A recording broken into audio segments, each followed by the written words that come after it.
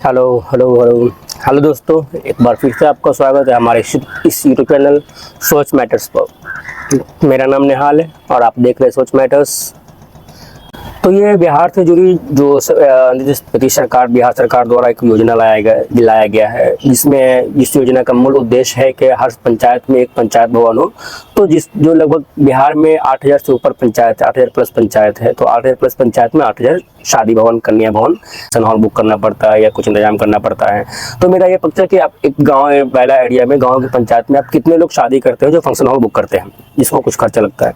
क्योंकि हर पंचायत में, हर जगह जो भी मोहल्ले में शादी होती है तो अपने लोकल एरिया, घर खलियान, खेत में ही टेंट लगा कर करते हैं, जहाँ पर कुछ उसका खर्चा आता नहीं है। जो शादी की बेसिक खर्चा होती है, जो टेंट लगाने के लिए खर्चा होता है वो खर्चा, या कुर्सी का खर्चा या खाने पीने का खर्चा होता है, इस जगह के लिए खर्चा तो फंक्शन हॉल बहुत कम लोग बुक करते हैं। वो शौक से, जिसको बुक करना होगा तो वो ये मैरिज हॉल, ये कन्या भवन बनाने के बाद भी वो बुक करके ही बनाएंगे। और आप जिसे मेरा मुद्दा है कि हर पंचायत, लगभग हर जो भी पंचायत है, हर पंचायत 2, 3, 4 या गांव का ही मिलकर एक पंचायत बनता है। एक गांव का बहुत ही कम पंचायत है। तो आप इसमें कितने पंचायत होंगे जो सिंगल गांव का होगा, और सिंगल गांव का पंचायत होगा और एक गांव से बना हुआ कोई पंचायत होगा तो वो पंचायत बहुत ही बड़ा होगा। और जो भी पंचायत है, जो भी गांव है, हर गांव में मतलब मुस्लिम भी रहते हैं, हिंदू भी रहते हैं, दोनों भी रहते हैं। अगर जहाँ पे मुस्लिम बहुमूल्य इलाका है या जहाँ पे हिंदू बहुमूल्य इलाका है, जहाँ का मुखिया हिंदू है या जहाँ का मुखिया मुस्लिम है, तो वो शादी भवन मोस्टली मुस्लिम एरिया में, या हिंदू है तो हिंदू एरिया में बनेगा। तो कौन अपने घर में शादी होगी तो वो दूसरे गांव में, अगर 3 गांव का पंचायत है तो दूसरे गांव में वो शादी भवन में आएंगे शादी करने के लिए अपने बच्चे का। या कोई भी जो जिसके पास अच्छा पैसा होगा तो कौन वहाँ पे जाएंगे, या तो जिसके पास पैसा है तो वो तो डेफिनेटली सी बात है बाहर में ही फंक्शन हॉल बुक करके ही करेंगे। और ये शादी भवन जो, इसकी एक भवन का बजट लगभग 50 लाख रुपए का आता है सरकार की तरफ से। और आप पंचायत में कितने शादी भवन देखें जो लग रहा है कि 50 लाख का बना हुआ है?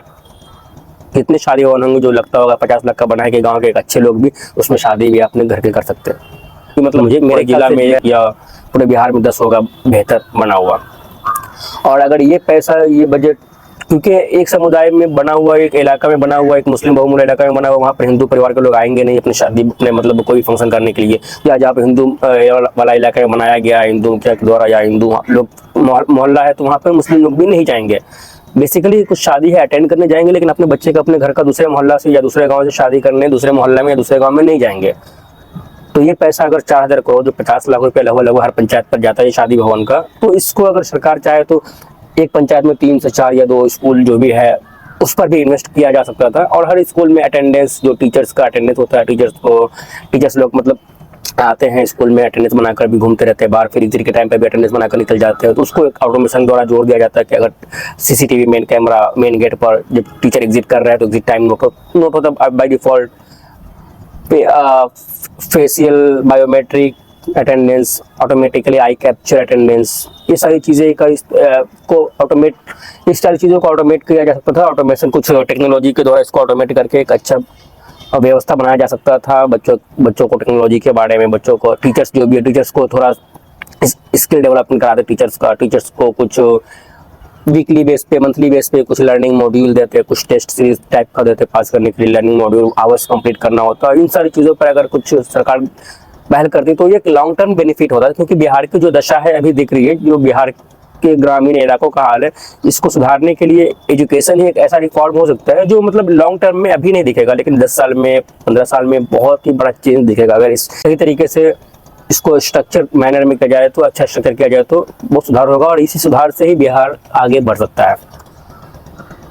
और ये जो कन्या भवन है तो ये लॉन्ग टर्म में कुछ बेनिफिटेड है नहीं। शॉर्ट टर्म में महीने में कितने शादी होती है, साल में कितने शादी होती है, कितने लोग यूज करते हैं, और कितना मतलब बेनिफिट होगा गांव वालों को, एक समुदाय दूसरे समुदाय के लोग को कितना बेनिफिट होगा। सो क्या उद्देश्य है, जाकर शादी भवन देख लीजिए क्या होता है, हर शादी भवन में कहाँ पर क्या काम हो रहा है, कितने शादी हुआ महीना में। अगर रेगुलर आप मॉनिटर करेंगे तो आपको मालूम चला है कि महीने में एक भी शादी उसमें नहीं हो रही है, कोई भी शादी भी नहीं कर रहा है। वो मतलब ऐसे आवास बना हुआ है, कुछ गाँव कहीं कहीं के घूमने वाले तो आते नहीं है गाँव में, और कहीं कहीं से कुछ खिला दिखाने वाले या कहीं कहीं से कुछ मांगने वाले आते हैं सीजन तौर पर, तो वो लोग वहाँ पर रुकते हैं। लेकिन शादी का तो कुछ ऐसा मुझे दिखता नहीं है लोकल ग्रामीण इलाकों में कि वहाँ पे लोग शादी कराते हैं।